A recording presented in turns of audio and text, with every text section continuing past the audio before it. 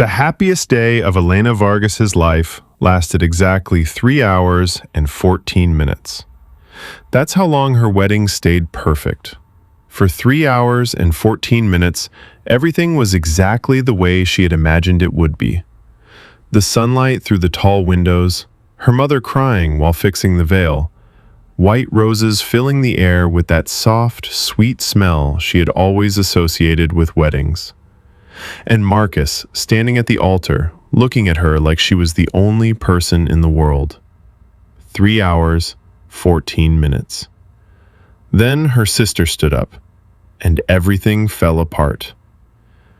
Elena and Marcus had been together for 4 years.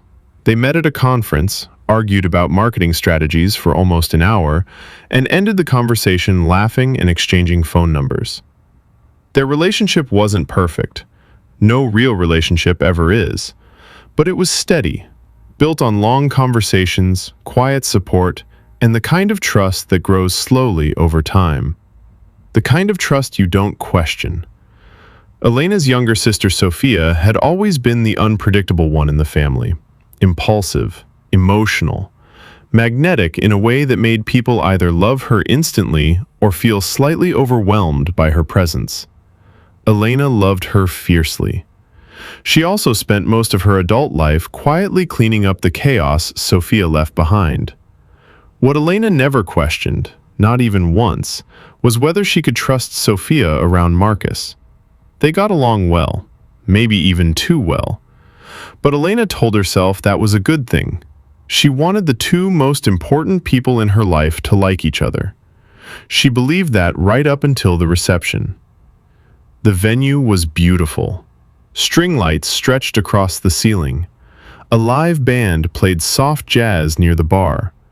More than 100 guests filled the room with laughter, champagne, and the warm hum of celebration. It felt like the kind of moment people remember for the rest of their lives. And if someone had been watching carefully, they might have noticed something strange. Sophia barely touched her food. She kept twisting the stem of her champagne glass between her fingers. Twice during dinner, Elena caught her staring at Marcus from across the room, not smiling, just watching him, then quickly looking away when he noticed.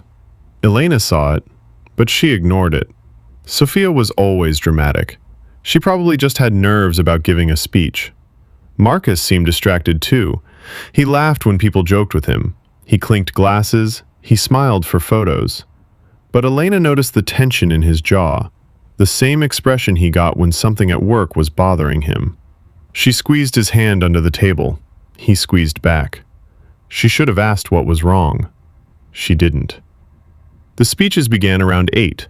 Marcus's best friend told a story about a disastrous camping trip that made the entire room laugh. Elena's mother spoke next. She cried halfway through her speech and had to pause while the guests applauded softly. Then Sophia stood up. She held her glass in one hand. The room slowly quieted. At first, everything about the moment felt normal. Her voice was shaky, but that wasn't unusual. Growing up with Elena, Sophia began, was never boring. A few people laughed. She's the strongest person I know. She deserves happiness more than anyone. Elena smiled. Then Sophia said something that changed the entire room. She deserves honesty. The smile faded from Elena's face. She deserves the truth. And then Sophia took a slow breath. I'm pregnant. For a moment, the room reacted the way people usually react to news like that. Confused smiles, a few claps. Someone said congratulations. Then Sophia spoke again, and the world seemed to stop. And the father, her voice trembled, is Marcus. The silence that followed felt unreal, like the air had suddenly been pulled out of the room.